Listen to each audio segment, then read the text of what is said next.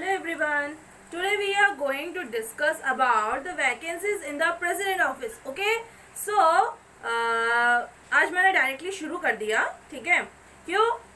क्योंकि मुझे पता है आप लोग ना सब बहुत अच्छे हो, माइंड ब्लोइंग हो और सब लोग अपने घर में बहुत अच्छा परफॉर्म भी कर रहे हो, पढ़ने की कोशिश भी कर रहे हो, पढ़ भी रहे हो.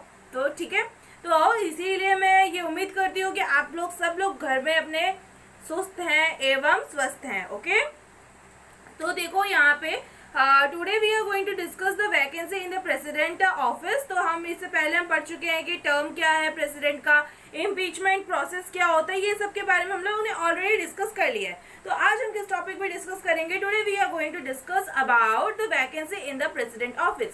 तो वैकेंसी कैसे क्रिएट होती है प्रेसिडेंट के ऑफिस में, या वैकेंसी किस तरह से पा सकते हैं हम लोग प्रेसिडेंट के ऑफिस में. ठीक है, या फिर प्रेसिडेंट बनने के लिए या प्रेसिडेंट अगर किसी और को नॉमिनेट करवाया जाए तो वो कैसे आ सकते हैं पोजीशन में, कैसे वैकेंसी खाली होती है. यस, जॉब के लिए जाते हैं तो वहाँ पे वैकेंसी खाली होगी तभी तो जॉब मिलेगा ना, अदरवाइज जॉब मिलेगा क्या? नहीं मिलेगा. ओके, तो वहाँ पे वैकेंसी क्या है? खाली होनी चाहिए, ये देखना पड़ता है. Then in another session another form में क्या होगा, स्कूल्स वगैरह में एडमिशन चाहिए, वैकेंसी खाली होगी तभी तो क्या स्कूल में एडमिशन मिलेगा, अदरवाइज एडमिशन मिलेगा क्या? नहीं मिलेगा. ये एक बात हुई. दूसरी बात क्या हुई?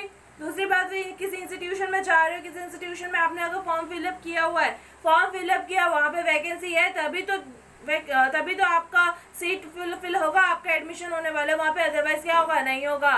खाली नहीं, मतलब एक्चुअली बोल दिया जाएगा कि सॉरी यहाँ पे वैकेंसी फुल है, यही होगा, ऐसे ही कुछ बोला जाएगा. तो देखो यहाँ पे क्या बोला गया, vacancy in the president office. President office में वैकेंसीज कैसी होती हैं? अब under article 62 a vacancy in the president office can occur in any of the following veg. अब आर्टिकल 62 के अंडर में ये सारे अगर कुछ तरीके हो गए, ये सारी कुछ बातें हो गई, तभी क्या होगा? तभी वहाँ पे वैकेंसी खाली होंगी, तभी वहाँ पे पोस्ट खाली होगा और कोई दूसरा पर्सन वहाँ पे एलिजिबल होगा या नॉमिनेट होगा for the president post. Okay, so देखते हैं क्या क्या वैकेंसीज है या क्या क्या वेज हैं जिस वजह से वैकेंसीज खाली होती है. यस, पढ़ते हैं चलो. On the expiry of the tenure of the 5 years by his resignation. अब बोल रहे हैं यहाँ पे कि अगर कोई प्रेसिडेंट है उसका 5 ईयर का टेन्यर पूरा हो जाता है. हमको पता है प्रेसिडेंट का टेन्यर कितना होता है, प्रेसिडेंट कितने साल के लिए रूल करता है? प्रेसिडेंट 5 ईयर्स के लिए रूल करता है. यस, अगर उसका 5 ईयर्स का टेन्यर खत्म हो जाता है, 5 ईयर्स का टेन्यर उसका खत्म हो गया, जिस डेट का इलेक्शन डेट, जिस दिन वो नॉमिनेट हुआ था, जिस दिन उसने ओथ लिया था, उस दिन से लेके 5 ईयर्स तक, टिल 5 ईयर्स, अगर उसका डेट खत्म हो जाता है, ठीक है, तो उस टाइम में क्या होगा? वैकेंसी खाली हो गई. किसके लिए? यस, प्रेसिडेंट के पोस्ट के लिए. नाउ फिर क्या बोला? On the expiry of the टेनियर, बताया मैंने 5 ईयर का टेनियर खत्म हो जाएगा तब क्या होगा? वैकेंसी खाली हो गई, सीट खाली हो गया और नए नॉमिनेशन फॉर्म क्या होंगे? इंट्रोड्यूस होंगे और वहाँ पे नए मेंबर सामने आएंगे. Now on the removal of the process of impeachment. Second क्या बोला कि अगर इम्पीचमेंट के थ्रू अगर हम किसी को प्रेसिडेंट के पोस्ट से हटा देते हैं तभी भी वैकेंसी खाली होगी. इम्पीचमेंट प्रोसेस मैंने इससे पहले वाले वीडियो में बना दिया है, जिसको इम्पीचमेंट समझ में नहीं आया उस वीडियो में जाओगे और इम्पीचमेंट देखोगे, समझोगे क्या चीज है. ठीक है, इम्पीचमेंट के प्रोसेस के थ्रू क्या हो सकता है? हम लोग प्रेसिडेंट को हटा सकते हैं और इन दैट केस और उस टाइम क्या हो सकता है? और उस टाइम भी हमारा वैकेंसी क्या हो जाता है? खाली हो जाता है. किसके लिए? प्रेसिडेंट के पोस्ट के लिए. ओके, ना यहाँ पे फिर क्या बोला गया? यहाँ पे फिर बोला गया ऑन हिज डेथ, अगर समहाउ किसी भी तरह से प्रेसिडेंट का क्या हो जाता है? प्रेसिडेंट का अगर डेथ हो जाता है, ठीक है, ऑफिस में उनका डेथ हो जाता है या फिर हेल्थ कंडीशन बिगड़ जाता है या फिर कुछ भी ऐसे इमरजेंसी केस आ गया कि किसी भी तरह उनका डेथ हो गया, ठीक है, तो क्या हो गया? तब वहाँ पे वो पोस्ट खाली हो गया और उस टाइम भी क्या होगा? इलेक्शंस करवाए जाएंगे या नॉमिनेशन करवाए जाएंगे. किसके लिए? प्रेसिडेंट के लिए. तब यहाँ पे एक और चांसेस हो गया कि वैकेंसी खाली हो गई है प्रेसिडेंट के पोस्ट के लिए. नाउ अब देखते हैं अब फिर क्या बोला गया है. An election to fill the vacancy due to the expiration of the term must be held before the expiry of the term. अब बोल रहे हैं कि इलेक्शन देखो इलेक्शन पहले हो जाने चाहिए, टर्म खत्म होने से पहले हो जाना चाहिए, ताकि अगर अगर देखो आज किसी का, आज अगर उनका टर्म खत्म हो रहा है तो इलेक्शन इससे पहले हो जाने चाहिए, ताकि आज उनका टर्म खत्म हो, आज का रात को 12 बजे उनका एकदम पावर खत्म हो जाएगा, तो नेक्स्ट मतलब जो 12 रात के जो मिडनाइट हो रहा है 12 AM, ठीक है, उसी टाइम से दूसरे जो हमारे न्यू प्रेसिडेंट होंगे वो अपना काम शुरू कर सके। ओके, ठीक है, इतने रात को कोई काम तो होता नहीं है, लेकिन बट उसे मिडनाइट से हम लोग काउंट करना शुरू कर देते हैं। तो यहाँ पे यही बोला जा रहा है कि उनके एक्सपायरी टर्म खत्म होने से पहले, टर्म खत्म होने से पहले ही प्रेसिडेंट के इलेक्शंस हो जाने चाहिए, कि नए प्रेसिडेंट कौन बनेंगे वो इलेक्शन हमको पहले ही करवा लेने होते हैं। हुआ। अब देखो फिर क्या बोल रहे हैं कि in the office fall vacant by the resignation, removal, death और otherwise then the election will be fill the vacancy should be completed within 6 months। अब देखो किसी प्रेसिडेंट ने अगर लगता है उनको कोई प्रॉब्लम है या फिर कोई ऑब्स्टिकल्स क्रिएट हो रहे हैं, उन्होंने बीच में रेजिग्नेशन दे दिया, या ऑफिस में उनका डेथ हो गया, या फिर उनको रिमूव कर दिया गया, क्या हुआ, या फिर मतलब उन्होंने अपनी खुद की मर्जी से रिजाइन किया, ठीक है, ऐसे केसेस में क्या हो जाता है, वो पोजीशन, वो जगह क्या हो जाती है, वैकेंट हो जाती है, और ऐसी जगह को हमें 6 months तक वैकेंट नहीं रखना है। विद इन 6 months इलेक्शन होंगे, इलेक्शंस के अंदर वहां पे किसी न किसी को प्रेसिडेंट बनाना है विद इन 6 months। 6 months से एक्सीड नहीं होना चाहिए, 6 months के अंदर ही करना होगा। ओके, तो ये जो है ये कुछ टर्म्स है, जैसे हमें पता चल रहा है कि प्रेसिडेंट का ऑफिस कैसे वैकेंट होता है, प्रेसिडेंट के पोजीशन जब खारिज हो जाते हैं या प्रेसिडेंट के पोजीशन जो हो जाते हैं वो खत्म हो जाते हैं, तो ठीक किस तरह से इलेक्शन करवाए जाते हैं और किस तरह से उनका ऑफिस जो होता है वो वैकेंट होता है, और फिर नए मेंबर्स वहां पे आते हैं, नॉमिनेट होकर आते हैं और वो लोग अपना वर्क करते हैं। ओके, थोड़ा सा क्विक डाइजेस्ट, ठीक है, अब ना बहुत पढ़ लिया, अब थोड़ा ना जल्दी से डाइजेस्ट हो जाए, ऐसी कुछ चीज जान लेते, ठीक है, जल्दी से पचाने भी ना, जब ज्यादा खाएंगे तो वो पचना भी तो चाहिए ना, पचेगा नहीं तो एग्जाम में लिख पाएंगे कि हम लोग नहीं लिख पाएंगे। तो अब जब एक्सेसिव खा लिया है तो देखो इतना ही खाओ जो आपका डाइजेस्टिव सिस्टम उसको इजीली डाइजेस्ट कर सके। तो यहाँ पे अब देखो क्विक डाइजेस्ट की बात करते हैं, तो जल्दी से मैं थोड़े से कुछ ऐसे टर्म्स बताऊंगी जो जल्दी झटपट आप डाइजेस्ट कर लोगे, ठीक है। देखिए इम्पीचमेंट, टर्म ऑफ प्रेसिडेंट, ठीक है, प्रेसिडेंट ऑफ इंडिया का जो चार्ट मैंने समझाया था, तो ये शायद आप लोग को इतना जल्दी डाइजेस्ट नहीं होगा, लेकिन ये जो 2-3 टर्म मैं बताऊंगी ये बहुत जल्दी आपको क्या हो जाने वाला, डाइजेस्ट हो जाने वाला, हजम हो जाएगा, डोंट वरी। ओके, नहीं होगा तो मैं हूं ना, मेरे वीडियोस है ना आपके साथ, हजम करवा देंगे। ओके, तो देखो क्या बोल रहा है, in presidential election V V Giri is the only person who won the election of the president as an independent candidate in 1969। 1969 में वीवी गिरी जो प्रेसिडेंट बने थे वो अकेले ही इंडिपेंडेंट प्रेसिडेंट थे। ओके, अकेले ही इंडिपेंडेंट फॉर्म में वो प्रेसिडेंट बने थे।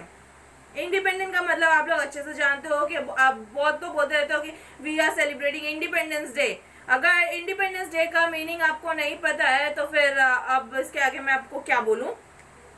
इंडिपेंडेंस डे सेलिब्रेट करते हो तो फिर इंडिपेंडेंस का मतलब ही पता है कि फ्री फ्रॉम क्या, free from any of the obstacles, ठीक है, फ्री हो, आजाद हो, you are free to enjoy your rights, ठीक है, आप अपने राइट्स एंजॉय कर सकते हो, किसी के अंडर में आप काम नहीं करना है, किसी के अंडर में आप नहीं हो, आपको अपना बोलने का अधिकार है, आप अपने तरीके से जी सकते हो, ठीक है, ये तो मैंने जस्ट बताया। फिर भी अगर आप लोगों को कंफ्यूजन है तो इंडिपेंडेंट का जो टर्म है इसका मीनिंग के ऊपर मैं एक वीडियो बना दूंगी, जितने सेशंस आते रहेंगे वहाँ पे मैं एक वीडियो बना दूंगी जहाँ पे और भी आपको क्लेरिफिकेशन में और भी आपको क्लेरिफाई करके मैं वहाँ पे समझा दूंगी। ओके, तो यहाँ पे अभी प्रेसिडेंट का बात करें तो इंडिपेंडेंस पे अभी नहीं जाते हैं वरना पूरा कंफ्यूज हो जाओगे, ठीक है। तो अभी क्या हो जाएगा, सर पे पूरी खिचड़ी जम जाएगी, ठीक है, वो एक साथ में दाल चावल आलू सब एक साथ मिक्स हो जाएगा, तो वो नहीं करना है, ठीक है। तो अभी फिर क्या हुआ, तो वीवी गिरी जो थे 1969 में वो अकेले ही प्रेसिडेंट थे जो इंडिपेंडेंट फॉर्म में प्रेसिडेंट बने थे।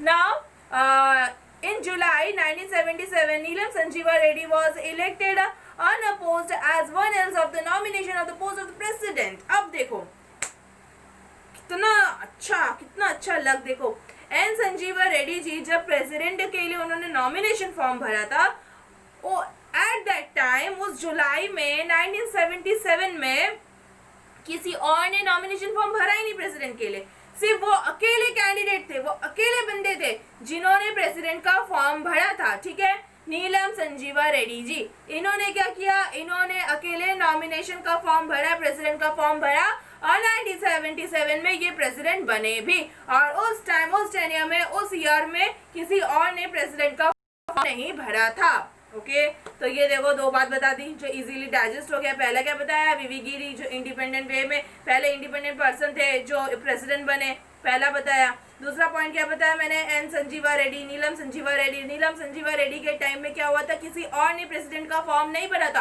प्रेसिडेंट के नॉमिनेशन फॉर्म को नहीं भरा, इन्होंने अकेले भरा और अकेले ही ये प्रेसिडेंट बने। ओके, नाउ थर्ड पॉइंट अब आता है, justice M Hidayatullah is the only person to the person of the function of the president two times in two different capacities. In the first time in 1969 being a chief justice of the Supreme Court and in second time being a vice president of India in 1982. अब देखो MD Hidayatullah ये जो president बने थे, ठीक है, MD Hidayatullah का आपको टेन्योर पता है, आपका इनका टेन्योर था 1969 से लेके 1969 से लेके 24/8/1969, ठीक है।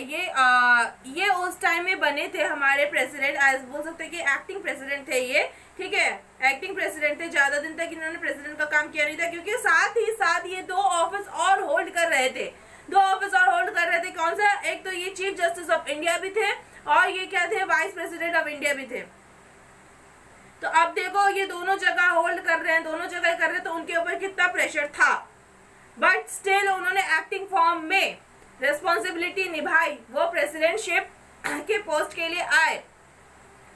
तो ये 3 डाइजेस्टिव बातें थी, ठीक है। मुझे लगता है कि आप लोगों को हजम हो गया होगा, मुझे तो हजम हो गया है, ठीक है, आप लोगों को भी हजम हो गया होगा, ठीक है। और अगर नहीं हुआ है तो समझ लो कि quick digest is a type of what, हाजमी की गोली होती है ना, जस्ट वैसा, ठीक है। तो पहला मैंने क्या बताया, वीवी गिरी जी के बारे में बताया जो क्या थे, इंडिपेंडेंट पर्सन थे जो ये प्रेसिडेंट बने थे। दूसरा पॉइंट मैंने क्या बताया, मैंने आपको बताया कि नीलम संजीवा रेड्डी के टाइम में किसी और ने प्रेसिडेंट के नॉमिनेशन फॉर्म नहीं भरा, वो अकेले प्रेसिडेंट बने।